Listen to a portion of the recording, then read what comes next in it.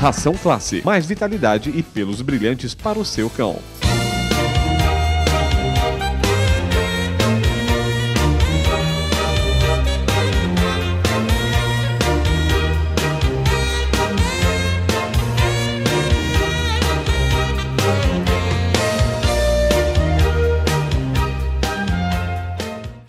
Olá, meus amigos, estamos começando mais um Entre Nós e é sempre uma delícia poder estar todas as noites aí na sua casa, conversando com você, informando, aprendendo, ensinando. Enfim, nossos convidados são sempre muito especiais. E hoje, especialmente, nós vamos falar sobre saúde. Você sabia que as doenças da glândula tireoide são das mais comuns da prática médica? Acredite! E para falar sobre isso, estamos recebendo novamente em nosso programa a doutora Tatiana Abrão, que já esteve em nosso programa na primeira fase do Entre Nós. Seja bem-vinda, querida! É sempre muito bom receber você. Obrigada, é um prazer muito grande estar aqui com vocês também. Doutora Tatiana, esse problema da tireoide, são muitas dúvidas que muitos de nós leigos sobre medicina temos, né? E quais são as diferenças entre hipertireoidismo e o hipotireoidismo? Então, né, a gente tem a glândula tireoide e ela produz, isso eu preciso, né, deixar o pessoal saber, ela produz dois hormônios principais, que é o T3 e o T4, né? E assim, quando você tem excesso ou falta desses hormônios, você pode vir a ter o hiper ou o hipo. Se você tem excesso desses hormônios, que é o T3 e o T4, que funciona como se ele fosse uma gasolina, ele ativa o metabolismo do organismo, então você tem os sintomas de excesso desses hormônios. Entendo. Entendeu? Que podem ser tremor, perda de peso, queda isso de no cabelo, caso do hipertireoidismo. Do hiper, que é tipo hiper, né? Tá funcionando muito. Muito. Você perde peso, tem pessoas que podem ter protusão do olho, né? Fica com aquele olho exofital, né? Aquele olhão grande. Parece que sai da órbita, né? Isso, tudo que é demais. Diarreia, sua muito, o coração dispara, né? Unhas fracas.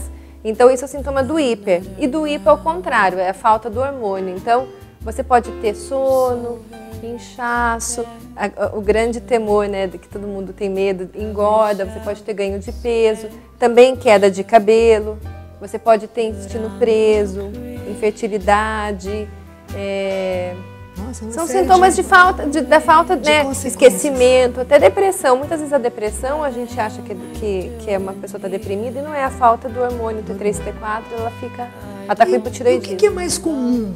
É o hiper ou o hipo? O hipo, até o subclínico, né, que é aquele que você quer no comecinho, tem até 5% da população tem, né, 5% da população. E mais mulheres, né? Mais é um número relativamente grande, não é? Assim, 2%, mas o subclínico, que é aquele do início, se você investigar mesmo, você consegue até achar em 5%. E a possibilidade do hiper se transformar em hipo?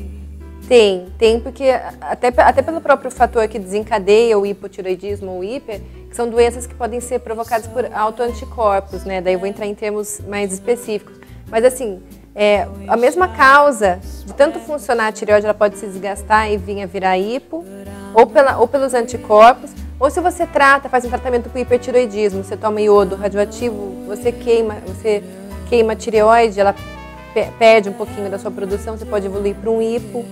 Se você faz uma cirurgia para curar esse hipertireoidismo, também você pode evoluir para um hipo. Tem sim, a chance existe. A chance existe, né? Existe. E quais são as diferenças dos nódulos entre o câncer, o nódulo normal da tireoide? Você pode colocar isso pra gente? Então, os nódulos tireoidianos são muito comuns também.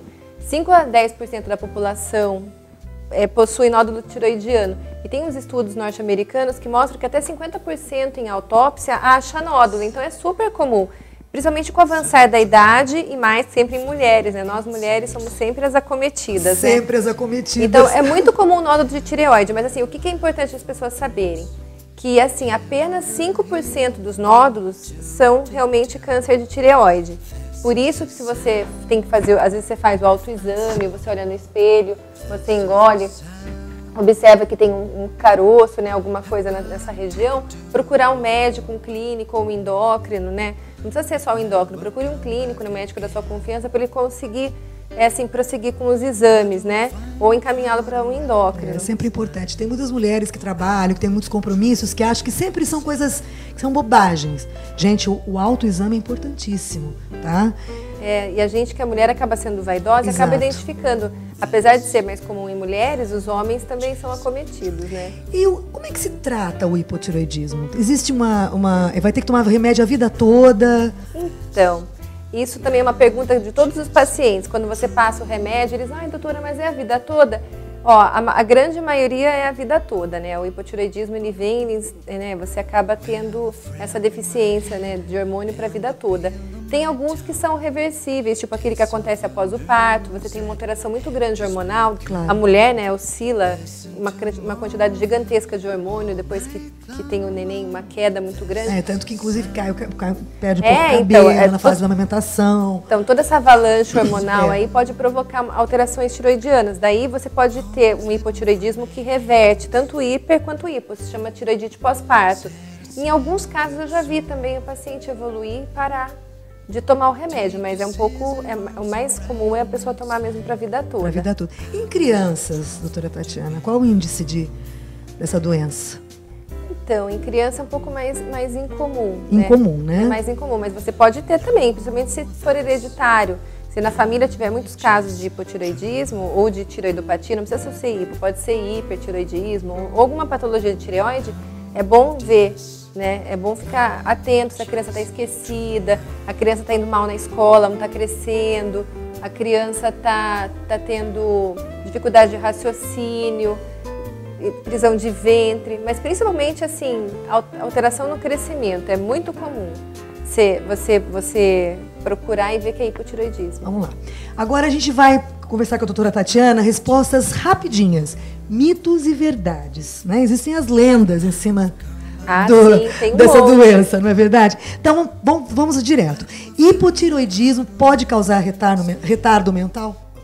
Então, no hipotireoidismo da criança, pode, vamos lá. No hipotireoidismo congênito, que é aquele que a criança nasce com hipotireoidismo, ela pode sim, se ela não for tratada, principalmente até os 3 anos, ela pode evoluir com retardo mental. Olha, gente, é sério. Se a mãe tiver hipotireoidismo e não tomar o remédio durante a gestação, isso é muito importante, que tem mãe que para o remédio durante a gestação. A criança pode nascer com deficiência de raciocínio, né, déficit cognitivo. Olha que fantástico esse esclarecimento, né, gente? Agora, pode se controlar com a alimentação? Não, não pode. Isso é um grande mito. Que muitas pacientes chegam, ai, doutora, eu quero tratar com alimentação. Não pode. O iodo interfere na tireoide, mas realmente não vai mudar. Você tem que tomar o remédio mesmo. E todo mundo que tem hipotireoidismo tem aquele papinho no pescoço? Não necessariamente. Também é outro mito. Tem pacientes que têm, tanto no hiper quanto no hipo, você pode vir a ter o bócio, né? Esse papinho se chama bócio, mas nem sempre você tem. Eu sei que você já respondeu mais essa pergunta que eu vou fazer agora, mas é importante. Hipotireoidismo engorda? É assim. Ele vai diminuir seu metabolismo, aquilo que eu falei, que é um hormônio do metabolismo. Uhum. Então você pode cursar com inchaço, né, com um pouco de edema, né, que é inchaço, e pela diminuição do metabolismo, você também pode ganhar um pouco de peso, mas é pouca coisa, viu? Não adianta querer justificar que engordou 10 quilos com a hipotireoidismo, que não é. E o ganho de peso está mais relacionado à retenção de líquidos do que ao acúmulo de gordura? Então, é o que eu falei, eu acho que é um pouquinho de cada um. Você também retém líquido, mas você retém líquido, mas você também pode ter um ganho de gordura porque o metabolismo diminui. Então você acaba ganhando, comendo menos. Então não adianta, não tem desculpa, viu, gente?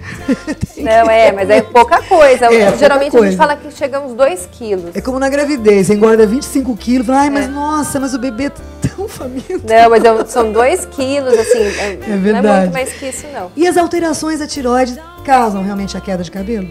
Causa, isso sim. Isso é uma verdade. Tanto no hipo quanto no hiper. Nos 2 casos você pode ter alteração do cabelo. E queda de cabelo. O hipotireoidismo pode causar dificuldade em engravidar? Sim, é outra causa extremamente comum. O ginecologista, você procura o ginecologista que está com dificuldade para engravidar, vai ver, está com hipotireoidismo, daí tratando, né? Isso normaliza, né? Tenta. E a depressão nessa doença?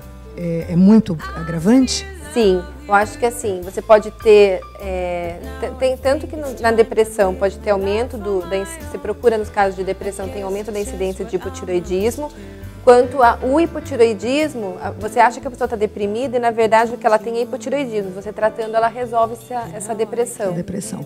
Agora para os homens, o hipotireoidismo causa impotência sexual nos homens?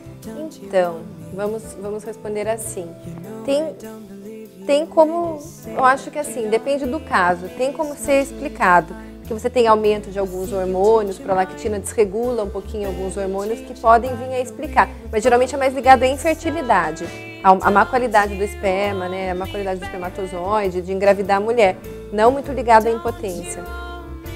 Muitíssimo obrigada pela sua presença, que sempre é brilhante aqui no nosso programa. E eu tenho certeza, gente, que a doutora Tatiana sempre vai ter alguma coisa maravilhosa para falar pra gente. Muito obrigada. Um beijo na Valentina, na Manuela. Estimas melhoras do seu filhinho, né? Teve uma fraturinha de braço aí, gente, mas é sinal que ele tem saúde, né?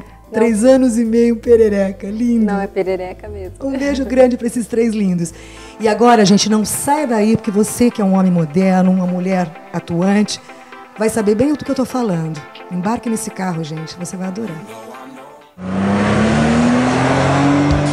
O Suzuki SX4 é um carro diferente de tudo que existe por aí. Tão diferente que tivemos que inaugurar uma nova categoria, Sport Cross. E você sabe o que é um Sport Cross? É um carro que tem a performance e o design de um esportivo, a suspensão e tração de um cross e ainda o espaço interno de um monovolume. Design by Giugiaro. Tração AWD para ficar seguro no asfalto e se aventurar em qualquer terreno.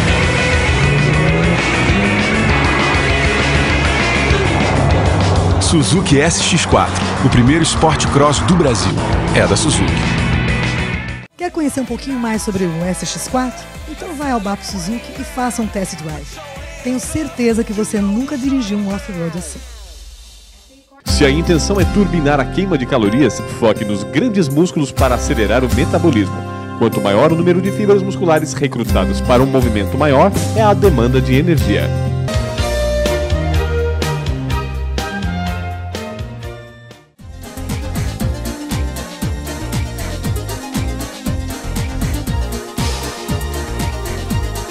Ração Classe Premium, indicado para cães filhotes até a fase final de crescimento, proporcionando vitalidade para o desenvolvimento perfeito.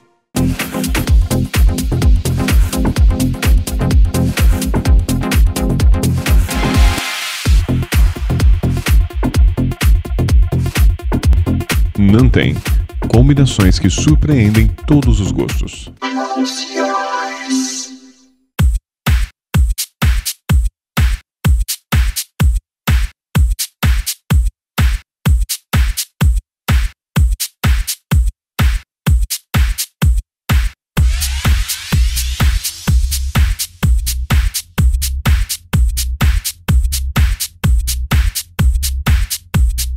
Runner.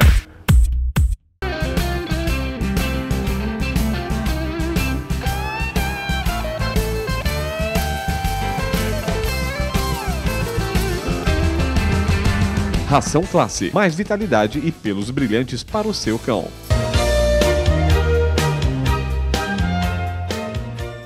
Assumir os próprios problemas sexuais nem sempre é fácil. Reconhecer que precisa de ajuda e procurar por isso é algo quase que impossível, tanto para homens quanto para mulheres. O sexo está diretamente ligado à qualidade de vida das pessoas. E dentre os problemas relacionados ao sexo estão a falta de informação e conhecimento do próprio corpo. Para ajudar a encontrar soluções aos problemas relacionados a sexo, a terapia sexual tem sido uma grande aliada, não é mesmo, doutora Cibele?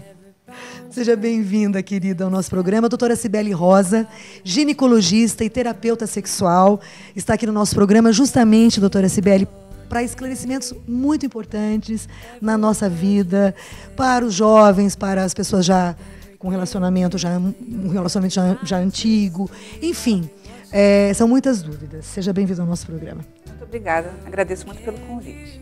Doutora Cibele, o que é terapia sexual? A terapia sexual, ela é uma psicoterapia. A diferença básica é que os pacientes que procuram pela terapia sexual têm a queixa na área da sexualidade, mas ela não deixa de ser uma psicoterapia. É basicamente isso, né? E as pessoas ainda têm um certo preconceito, né, na busca de ajuda. Sim. Eu acho que a busca de ajuda é sempre delicada, principalmente no que se refere a aspectos emocionais. A busca por terapia, propriamente dita, já é algo envolto em muito preconceito, muito tabu. Quando você junta terapia e sexualidade, então são dois temas muito delicados, muito difíceis de abordar. É necessário assumir determinadas fraquezas, a sua condição de ser humano, com defeitos. Então, realmente bastante controverso. É complicado, né? E como e quando surgiu a terapia sexual? A terapia sexual, propriamente dita, surgiu em meados do século passado, por volta de 1950 a 1960, com Masters e Johnsons, um casal de terapeutas americanos que começou a estruturar as bases da terapia sexual. Imagino na época, né, o tabu. Sim, eles fizeram experiências pioneiras com casais, com pessoas que eles realmente fizeram experimentos para poder ter uma base científica e elucidar a resposta sexual humana e, a partir disso, as disfunções e o tratamento. Muito bom. E a terapia só trata casais? Não, de maneira alguma. A terapia pode tratar casais, mas a terapia individual é bastante frequente, bastante procurada. Inclusive, eu, na minha prática, eu atendo mais individual do que casais. Eu acredito que eles se sintam melhor assim, né, individualmente. O que acontece é que as disfunções, as queixas, geralmente são da pessoa, inserida no contexto do relacionamento. Claro. Porém, a terapia de casal funciona bem principalmente quando existem disfunções associadas e para restabelecer a comunicação entre os casais. Entendo. E o que é considerado disfunção sexual? São alterações que se situam nas várias fases da resposta sexual humana. Então, disfunções na área de desejo, na esfera do desejo sexual, da excitação e do orgasmo. São disfunções relacionadas a essas fases da resposta sexual humana. E além dessas disfunções sexuais, quais seriam as inadequações do sexo? Isso é um leque muito amplo de variações. Por exemplo, uma pessoa que está em dúvida sobre a sua orientação sexual, de repente tendendo para a homossexualidade, mas com medo de assumir isso, pode ser uma inadequação. Pessoas que tendem a ter desejo por determinadas faixas etárias, que às vezes beiram a transgressão.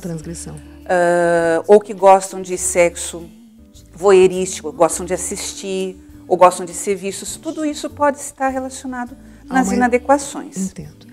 E os terapeutas sexuais podem prescrever medicamentos? Se forem médicos, sim.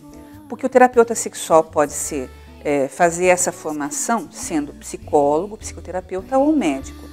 O psicólogo, psicoterapeuta não pode prescrever medicações, mas o médico sim.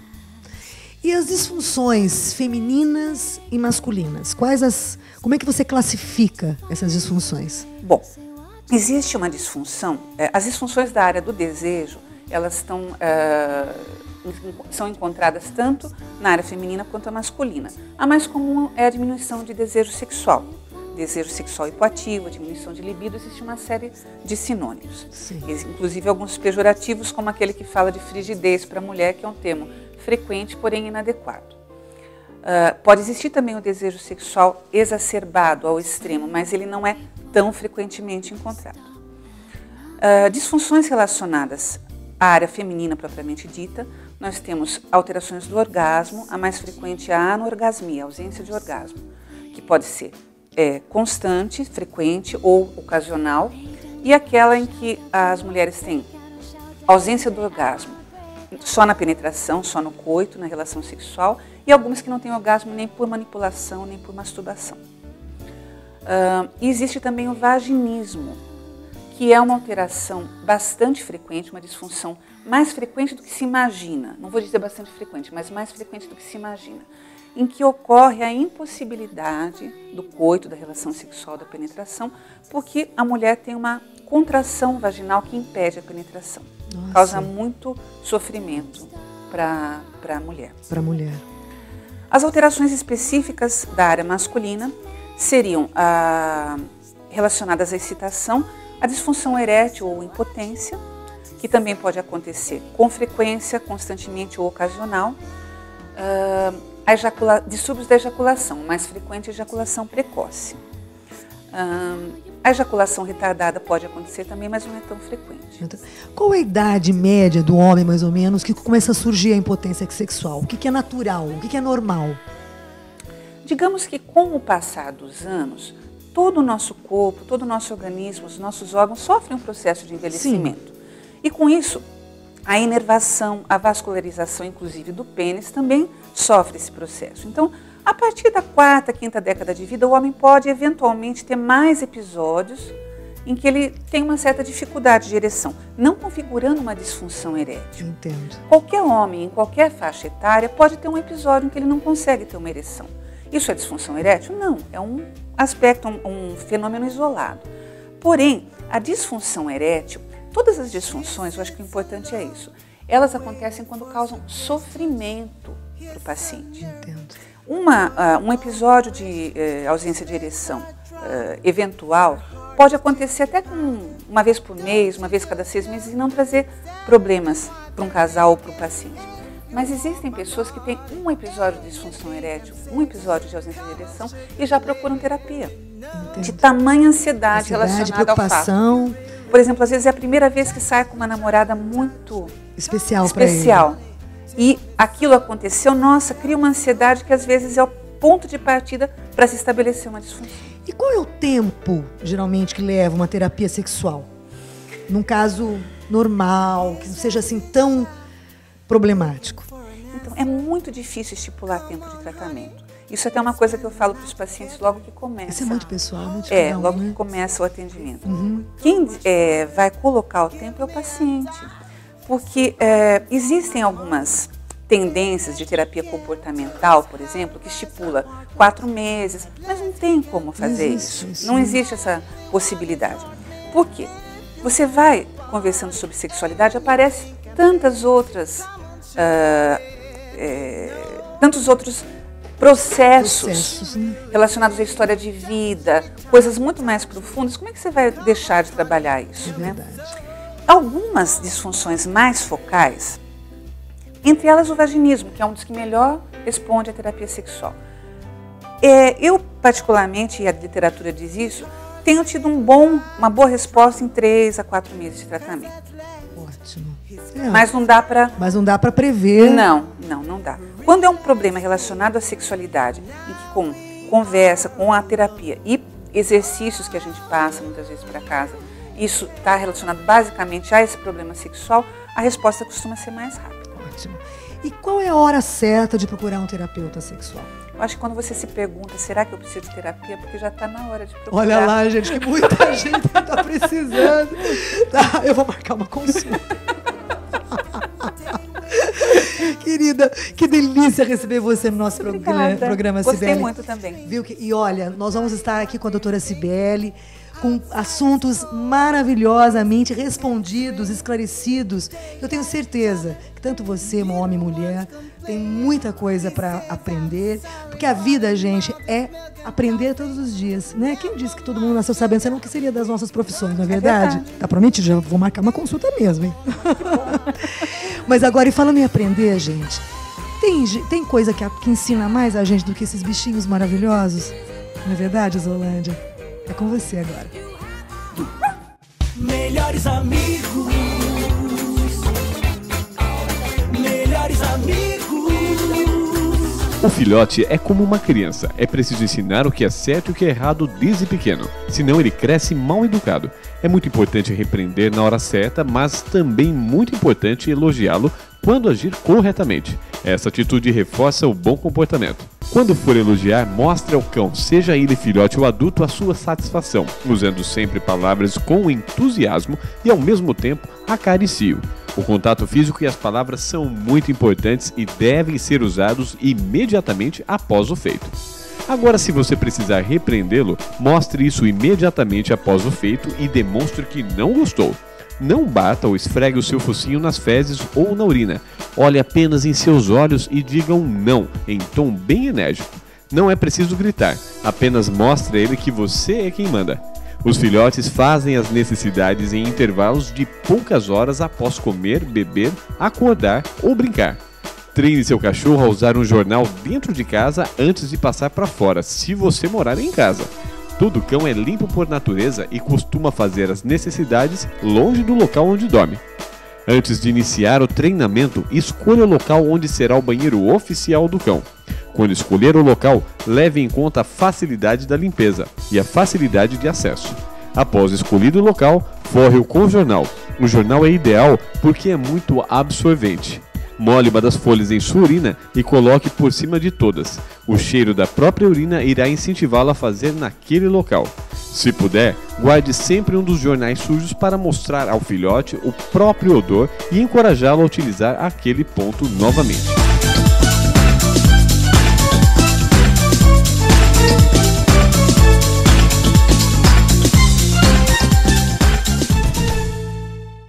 Ai, que peninha. Já estamos chegando ao final do nosso Entre Nós e tenho o maior orgulho de dizer que esses convidados maravilhosos que participam do nosso programa são sempre escolhidos a dedo, viu, gente?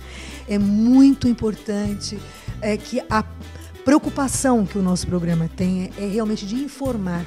Então as pessoas são preparadas, as pessoas são realmente profissionais das suas áreas, porque nós estamos aqui para educar, informar e, principalmente, partilhar com você das nossas experiências de vida, do nosso dia a dia. E hoje aconteceu uma situação muito chata comigo e eu queria falar um pouquinho sobre educação, principalmente educação no trânsito, gente. Porque educação é aquilo que a maior parte das pessoas recebe, muitos transmitem, mas poucos possuem. Educação nunca foi despesa, sempre foi um investimento com retorno garantido. Cuidado, gente, cuidado com o emocional. A educação é importante também, esse controle emocional. Cuidado com as palavras agressivas, cuidado, porque tudo isso reflete no nosso dia a dia, nas nossas crianças, e nós somos responsáveis por essa criançada maravilhosa que está surgindo aí e que tem um futuro mais feliz, com mais paz, mais tranquilidade. Nossa cidade é linda, nossa cidade está crescendo, mas precisa de mais paz. Vamos pensar hoje na paz, gente. Um beijo e até a próxima.